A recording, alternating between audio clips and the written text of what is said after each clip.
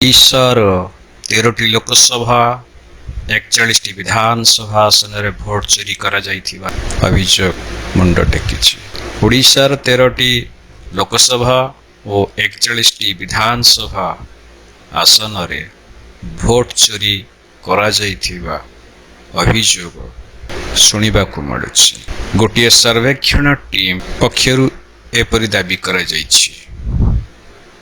ସମ୍ପୃକ୍ତ ଟିମ୍ର ପରିଚାଳକ କହିଛନ୍ତି ଯେ ସେ ବା ତାଙ୍କ ଟିମ୍ କୌଣସି ଦଳ ପ୍ରତି ସହାନୁଭୂତି ଦେଖାଇ ନାହାନ୍ତି।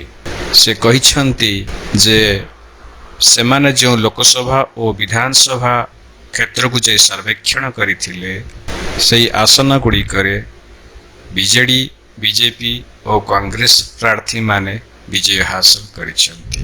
ବିଜେପି ସାଂସଦ ଜୁଏଲ ଓରାମ, ଧର୍ମେନ୍ଦ୍ର ପ୍ରଧାନ, ଅନନ୍ତ ନାୟକ, ନବଚରଣ ମାଝୀ, ଅଭିମନ୍ୟୁ ସେଠୀ, ସଙ୍ଗୀତା କୁମାରୀ ସିଂଦେଓ, ସୁକାନ୍ତ କୁମାର ପାଣିଗ୍ରାହୀ, ଭର୍ତ୍ତୃହରି ମହତାବ, ବୈଜୟନ୍ତ ପଣ୍ଡା, ବଳଭଦ୍ର ମାଝୀ, ରୁଦ୍ରନାରାୟଣ ପାଣି, ଅପରାଜିତା ଷଡ଼ଙ୍ଗୀ ଓ ଡାକ୍ତର ପ୍ରଦୀପ କୁମାର ପାଣିଗ୍ରାହୀ ଭୋଟ ଜାଲିଆତି ବଳରେ ଜିତିଛନ୍ତି।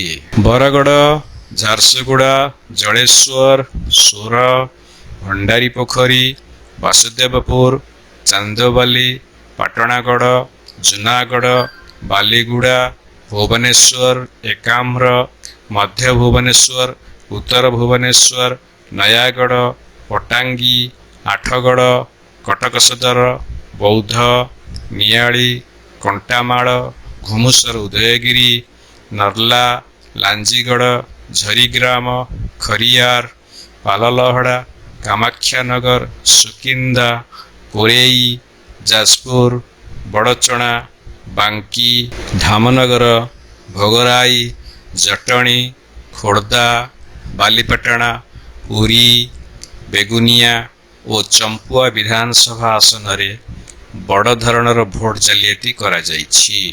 ନିର୍ବାଚନ ଫଳାଫଳ ଘୋଷଣା କରାଯିବାର 45 ଦିନ ଭିତରେ ନିର୍ବାଚନ ସଂକ୍ରାନ୍ତ ମାମଲା ରୁଜୁ କରାଯିବାର ବିଧି ଥିବାରୁ ଓଡ଼ିଶାର 6ଟି ବିଧାନସଭା ଓ ଗୋଟିଏ ଲୋକସଭା ଆସନର ପରିଣାମକୁ ଚ୍ୟାଲେଞ୍ଜ କରାଯାଇଥିଲା।